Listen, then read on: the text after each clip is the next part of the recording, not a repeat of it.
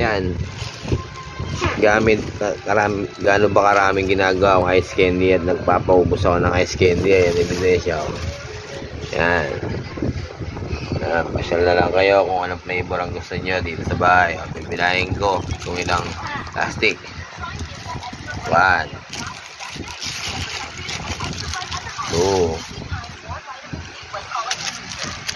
3 4 5 6 7 8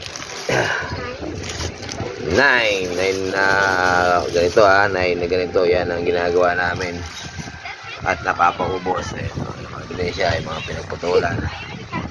Chocolate flavor. Ayan, share kayo para makita nyo yung ibang flavor. Ice candy.